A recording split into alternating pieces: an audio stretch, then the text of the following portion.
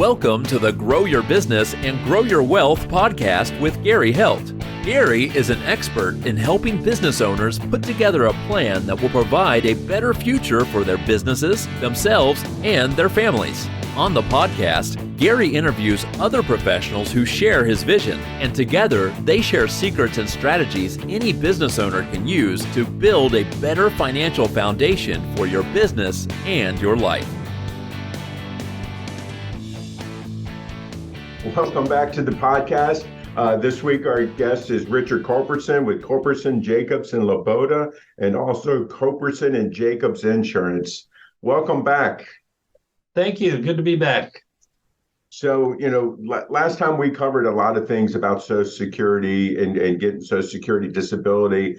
We touched a little bit about, the Medicare, Medicaid, affordable care and things like that. But I think that that's a much bigger issue. And that's why, wanted to get you back on the show again. So can you kind of give a 100,000 view of, which kind of each one of them is, and then we can kind of dig into it a little bit more?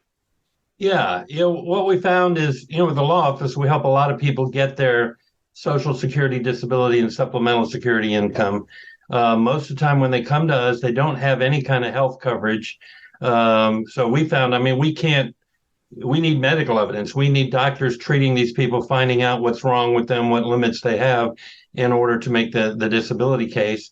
And in addition, these people have serious problems that really need help. So, and what we found was that in the health insurance area, getting coverage from the Medicare, Medicaid, and Affordable Care Act, being an attorney was meaningless. You had to be licensed through the health insurance office. So that's why we set up the different agency. But yeah, in a nutshell, there's really three main possibilities for individuals to get health insurance coverage. And the first and probably the best is Medicare. And there's only two ways to get Medicare. You either have to be 65 years old or you receive Social Security disability insurance for 24 consecutive months. Then you can get, those are the only two ways to get Medicare. So again, a lot of our clients, if we help them get the Social Security, they're then eligible for the Medicare. Medicare is the best of the bunch. And, seniors, ask any senior citizen, me included. It's very good coverage. The price is very reasonable. Part of it, you don't pay anything. Part of it's a really reduced premium. Your choice of doctors is just amazing. Almost every doctor takes the Medicare. They've worked out a reasonable payment plan for the doctors. So right. Medicare is really the gold standard. But again, it's an insurance. You had to work so many years and pay into the system to get Medicare. And then on top of that, you either have to be 65 or disabled. But again, for our clients, that we help, they are eligible. But then, I'll just do the aerial view of these programs, and then we can talk more about the different options within Medicare. Right. Medicaid is that's like a welfare program. If you never worked a day in your life, you may still be eligible for Medicaid.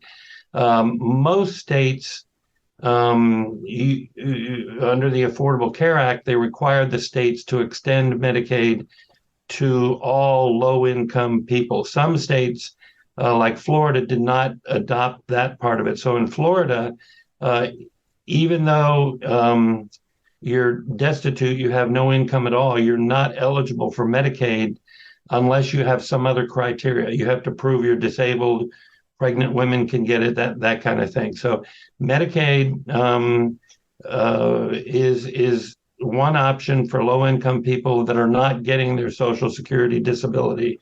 The problem with Medicaid is choice of doctors. Medicaid, again, it's a welfare. It does not pay the doctors very much at all. So a lot of doctors don't accept it. So you have really reduced options as far as which doctors you want. But if you're low income and you meet one of the other criteria, at least you have something. And mainly for the catastrophic care, if you go into a hospital or that kind of thing, then Medicaid will, cover you so you're not stuck with a, $1 million health bill for the rest of your life. And then the third option, if the person is not eligible for either Medicare or Medicaid, then they can apply for coverage under the Affordable Care Act. And that covers, again, in Florida, you have to have a certain amount of income, but you don't have to be disabled. You don't have to have paid into any insurance. It just offers certain, I guess it's under group type of eligibility because it's such a large group, different coverages for different people depending on their financial situation. And if they are eligible, it's good coverage. Again, not as good as Medicare, but it's still good, and drastically reduced rates. Then these people would have otherwise had to pay if they didn't go through the Affordable Care Act. Yeah, I know I'm going to say from a tax side on that one, you can get advanced premiums, advanced credits on your premiums, which help reduce it.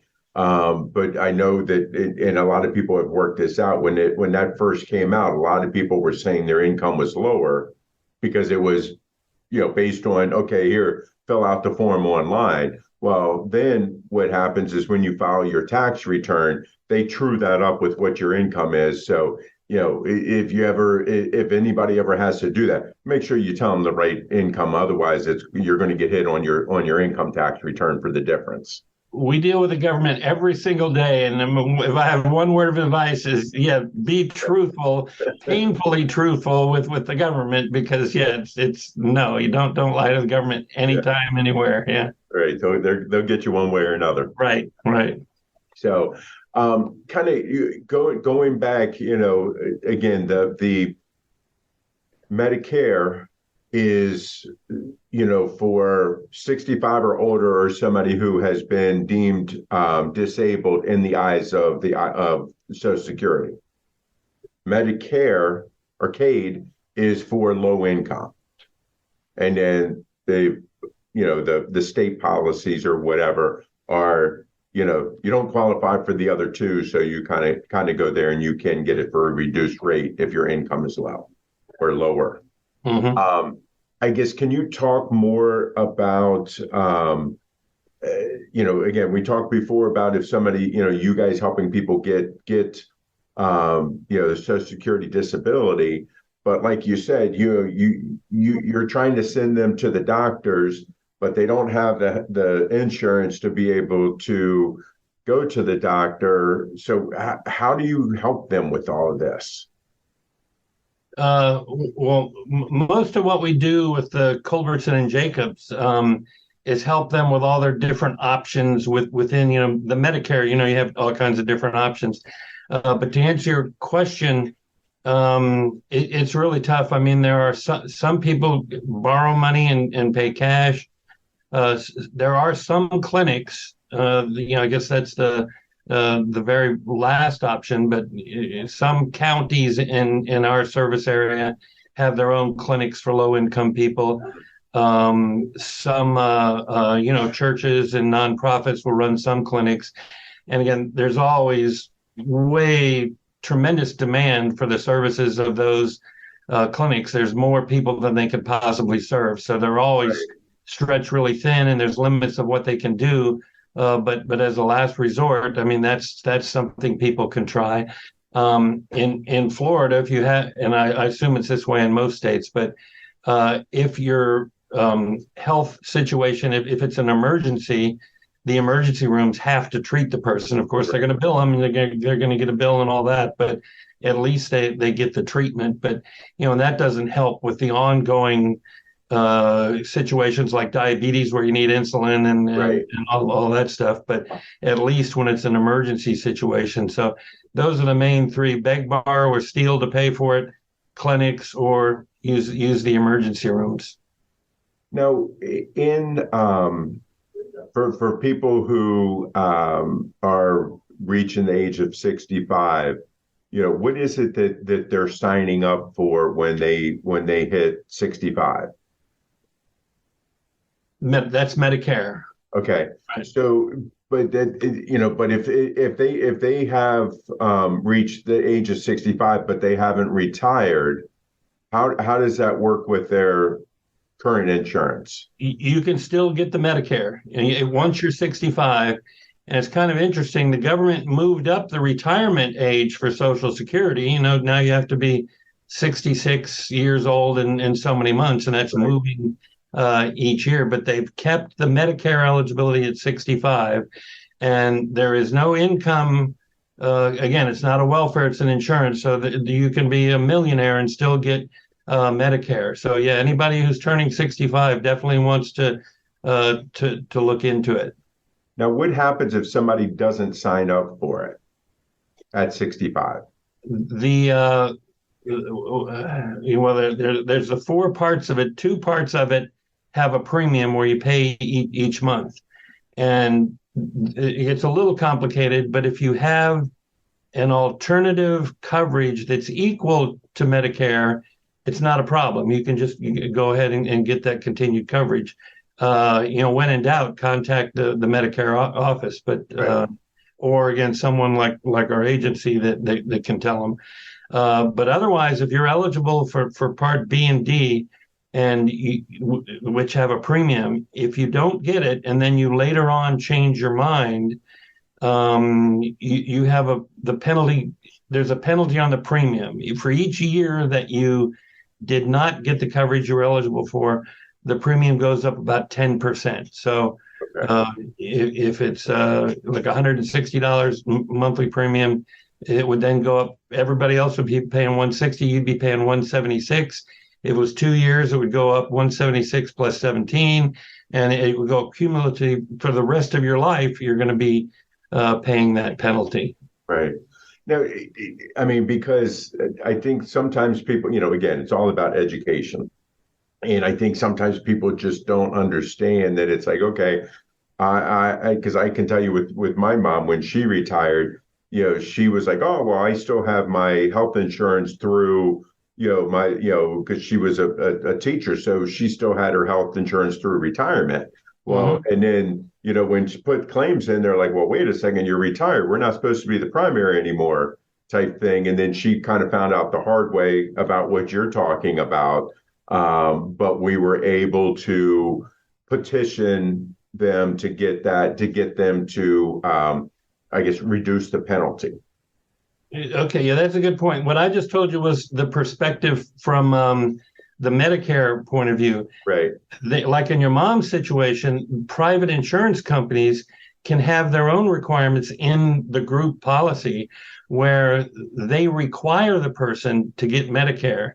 Right. And so say you're covered by Aetna, such and such an insurance, you turn 65, you don't get Medicare, that provision kicks in, and Aetna will say, we were not going to pay you the full amount because you should have got your Medicare, and they should have paid, whatever, 80% of it. So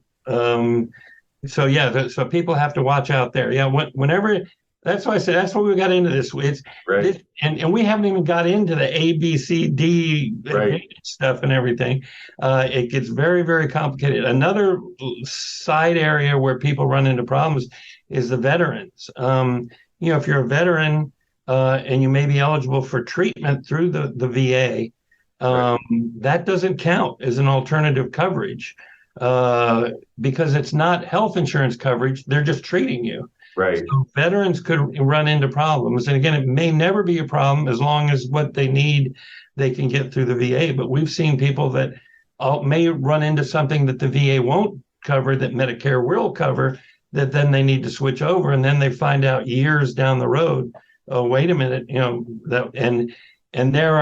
they have options where it doesn't, in many, many situations, the veteran doesn't have to pay the full premium because there's options through one of the various Medicare options where insurance companies offer special coverage for the veterans, recognizing that the VA is going to do most of it. Right. And then you also have the who like in your mom's situation, who pays first, who pays second. There's all kinds of rules on that. But if you have both of them, for example, my wife got very ill and She had a lot of medical expenses, and she had a private insurance. She had worked for Orange County in Florida, and when she became disabled, she could continue the group coverage, and then she got the disability, was eligible for Medicare. A lot of people would cancel that private Right. insurance, but she was under 65, and you can't get a supplement and that kind of thing. And in her situation, her illness required at least $1 million worth of treatment, maybe even closer to like $2 million. So I paid that premium for the private. I gladly paid it. Oh, yeah. Because then everything between the two was covered. So again, each individual situation, most people would see that wouldn't make sense for them to keep that other one. And once somebody turns 65, then it would make sense, because then you can get a supplement. And again, that's the Right. all ABCD stuff. Right. So, I mean, talking about that, I mean, can you kind of give us the lowdown on that? What is the difference between the A, B, C, and D, when it comes to Medicare? Like I say, I wasn't aware that it was as complicated as it was, until I had to go through the process. I turned 65 a few years ago.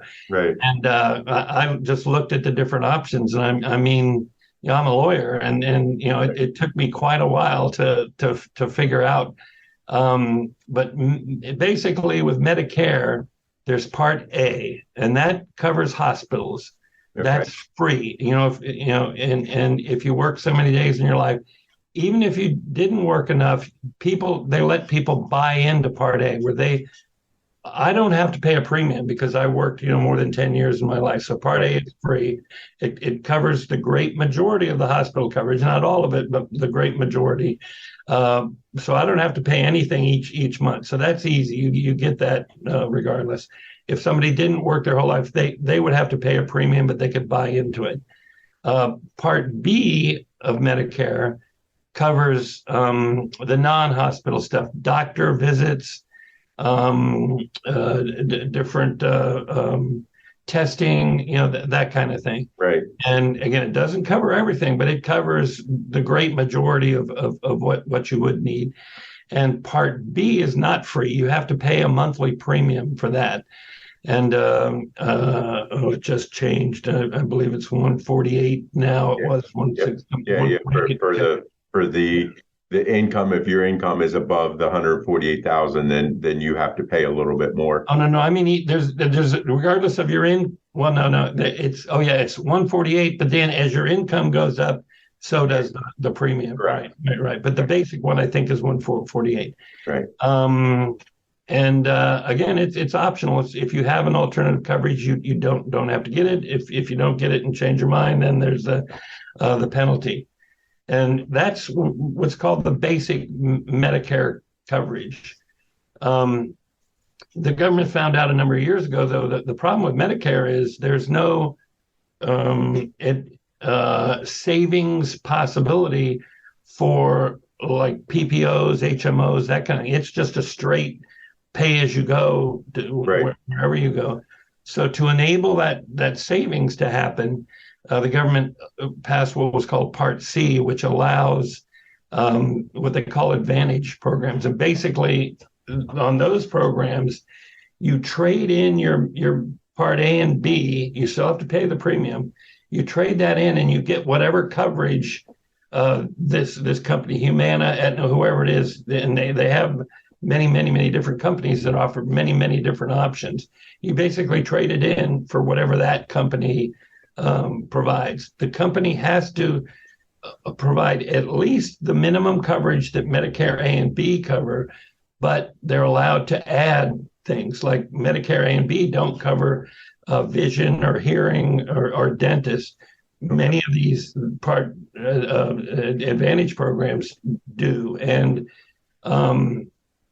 so that's basic coverage is A and B. Part C coverage is you trade that in for one of the advantage programs. And then there's also Part D, which covers drugs, prescriptions, which, that was passed, I guess George W. Bush, where they pay for a lot of prescription coverage costs for people on Medicare. And then there's one other option that comes into this is the supplements. So like right now, what I have A and B, but it doesn't cover everything. There's some stuff left for the hospital. With the doctors, it only pays like 80%. There's co-pays and all that. So in addition to the 148, I pay a supplement coverage that then basically covers everything else. And I don't have to pay anything out of my pocket. And for someone like me, I mean, I can afford that, and I feel good because I can go to any doctor in the country that takes Medicare. I have the options. I'm going to have a little more options as far as types of coverage that may be covered under that's not covered under this. So I'm good with that.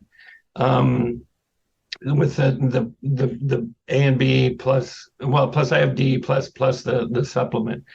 But many of our clients, they really can't afford that. And if you're under 60, once you're 65, the law kicks in that if the insurance company offers a supplement, they have to cover you. They can't do any kind of screening, if you have pre-existing or whatever. So once you're 65, if you don't get, you lose that option, and that you might not be able to get a supplement if you wait. But when you're 65, they have to cover you and keep covering you. So with that, so if we go to an AARP or anybody else to get supplemental insurance, you're saying at 65 they have to cover us, but if we were to wait until whatever we're 70, they don't necessarily have to. Correct. Okay. Again, you'd have to go through the screening, and if you had terminal cancer or something, they're not going to cover you. But yeah. And like I say, for me, that's costs more. Again, that's the Cadillac of all the coverages, but that costs more. Most of our clients, they get like $1,100 a month, $1,200 a month Social Security disability, and that's it. And even paying the $148 a month, it's more than 10% of their income. So for them. And they might need dental. Their teeth might be a mess, and dental is the most important thing to them. Same with vision or the hearing. Every one of our clients is different what their needs are. So, but that's where they have all these options under the Advantage programs, Part C, where those can fill the individual's needs. Some of those programs. It varies, by the way. Each county has their own different coverage in the country. So you may see some of these TV ads where call us up and give us your zip code, they can tell them what's available in their county. So again, our clients, the one thing you give up is the doctor's options. Under the Advantage programs, the way they're able to save money is they get groups of doctors that work together and say, look, we'll treat all these people, and they provide the coverage, and they're able to save money instead of just going to any doctor. And so that's the one thing you give up with the Advantage program. I tried the Advantage program for 1 year. Which you got to be careful, but there is that exception. I said 65, the supplement has to provide it.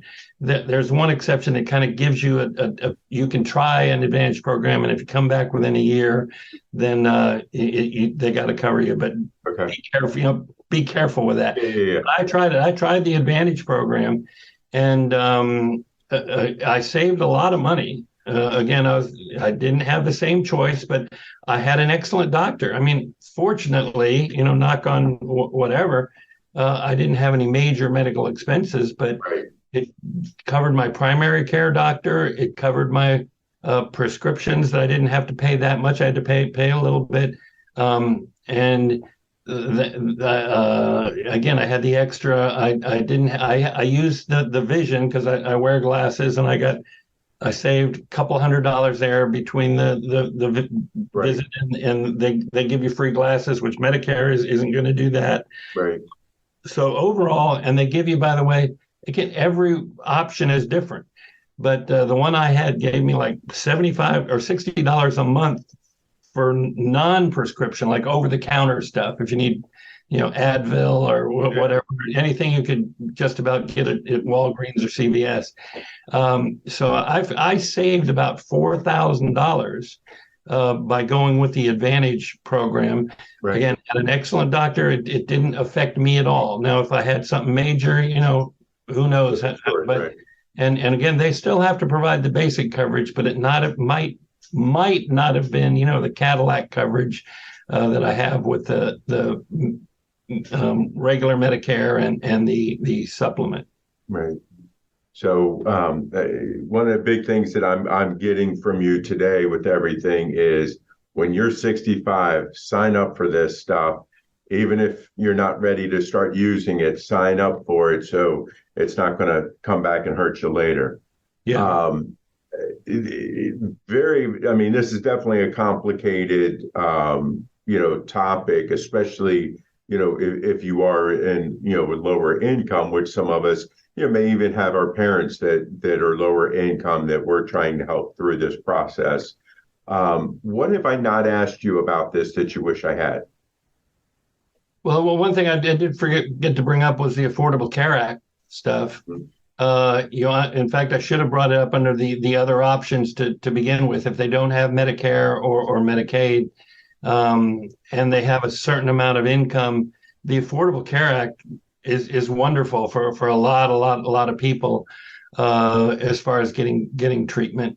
Other than that, and again, that's a little complicated too, as far as they have a ton of options, and that's part of it, is you have so many different options, and even between the Medicare and the Medicaid, we see a lot of people. I followed up with a lot of our disability clients who, again, were like, they get $1,100, $1,200 a month Social Security. They got the Medicare. They were happy because they had never gotten anything. Right. But they were eligible.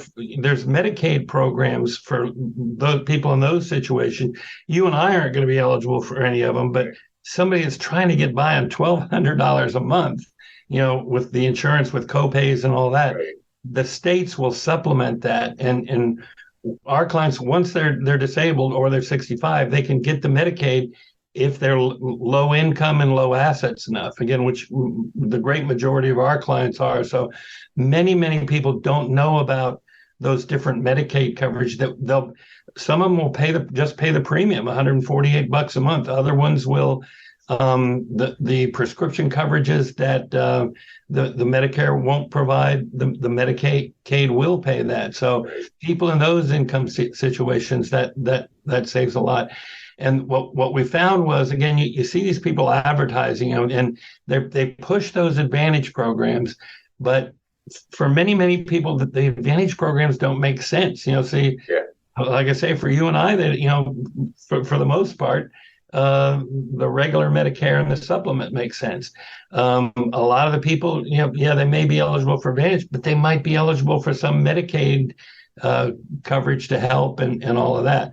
And the ones that aren't covered by Medicaid, Medicare. By the way, once you get Medicaid or Medicare, you're not eligible for Affordable Care Act. They say you've got something, good for you. We're here for the people that don't. And again, they aren't aware of that alternative for the people who aren't on Affordable Care Act. So that's I guess as far as what people know is that they need to look into all their options and make sure that they get everything that they're entitled to. Because if something happens, you can, if you have the wrong coverage, you can really get hurt. Yeah. I think it's kind of one of those things. It's like going into a restaurant that has a big, huge menu, and you sit there and you're just like looking through pages and you can't figure out what you want. I mean, this is a lot like that because there are so many things. And I think it's really important, especially, if you're on the lower income side type thing, is to find somebody, like you, or that has a disability or something, to find someone like you to help them through this process, because again, I would think that it would almost be paralyzing to somebody trying to figure all this stuff out. And like you said, I mean, you're an attorney and you're reading through all this kind of stuff all the time anyway. And it's just like, you had to, really figure it out. Yeah. So, based on it. So Richard, if people want to talk to you because they're having issues, but how can they reach you? Yeah, but I mean, just to follow up on that, you're absolutely right. What we try to get are the people who've just been approved for the Social Security disability. I think most people that going to turn 65 know, but yeah, anybody who's getting ready to turn 65 or who've been approved for Social Security disability definitely need to talk to somebody. Again, not necessarily somebody that's advertising just for one thing, but somebody who's going to help across the board.